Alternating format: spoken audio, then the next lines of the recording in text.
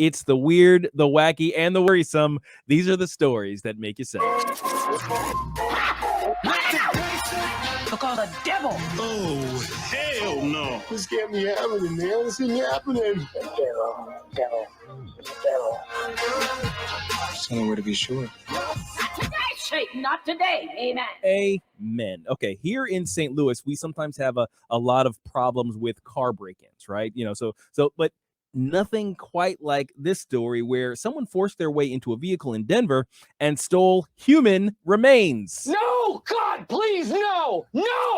I have so many questions. So many questions. Now, it was around 11 a.m. on a Thursday morning in a residential neighborhood. So this is broad daylight in and among houses where everybody lives. Denver police said someone broke into a cargo truck and took a dolly and a blue and white cardboard box with science care written on the sides. Inside the box, human heads.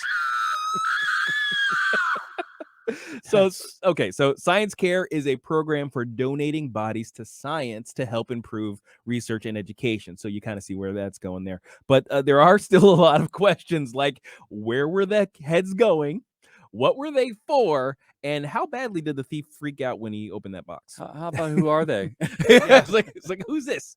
Hello. Now, sadly, none of those answers are forthcoming. Police said what they can release is limited because the case is still active. So far, no arrests have been made. So police are asking the public to keep their heads on a swivel.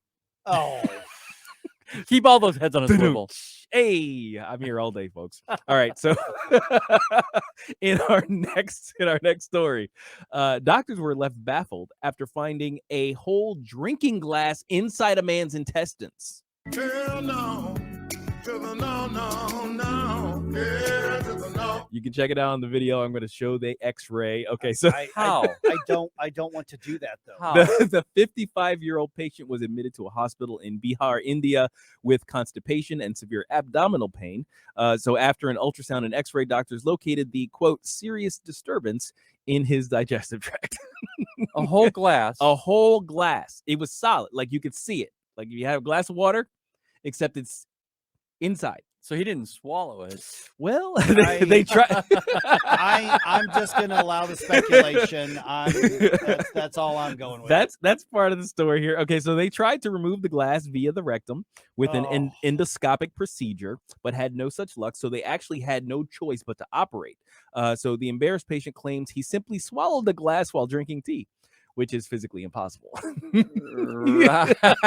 It's like, no, I swallowed it. I swear. I was just drinking tea and whoop, the whole thing just went down, wait. I had a glass here a second ago. Went down through all that intestine. yeah, exactly. Into the stomach and then No. Oh, my goodness. Dr. Mahmoud Al Hassan, head of the team of operating doctors, said how the glass got inside the body of the patient is still a mystery. No, it's not.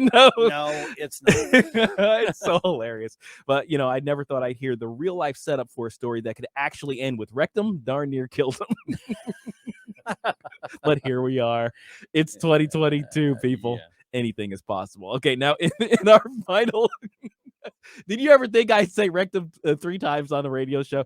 Okay, our final story. Mike's just shaking his head. Janet, it's too late. You got to keep him now. In our final story here, scientists warn of an impending invasion on the eastern seaboard by the Joro spider.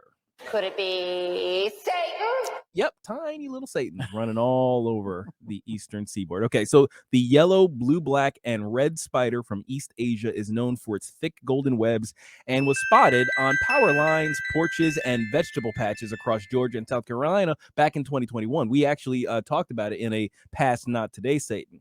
So the thing is, with their ability to withstand the short cold snaps that usually kill off native species, these invasive little monsters are set to spread throughout the southeastern U.S. and even locales further north along the eastern seaboard. Do we know if these are...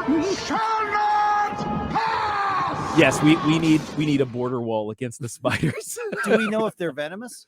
They are slightly venomous. Okay. However, their fangs are a little too short to penetrate human skin typically. Right. But Well, isn't that special? yeah, but they can get pretty big. So those big ones can actually bite you and irritate the skin pretty bad.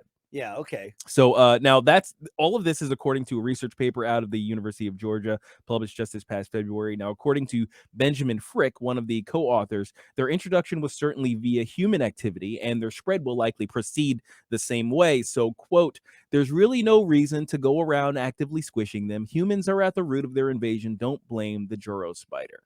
I don't care. Yeah, I'm sorry, but regardless of who's to blame, if a Juro spider decides to head west and find one, and I find one of these things hanging around my house, I'm calling my exterminator, and you know what I'm saying. Look all the devil. Oh, hell no. This can't be happening, man. This ain't happening. Devil. Just only way to be sure. Not today, Satan. Not today. Amen.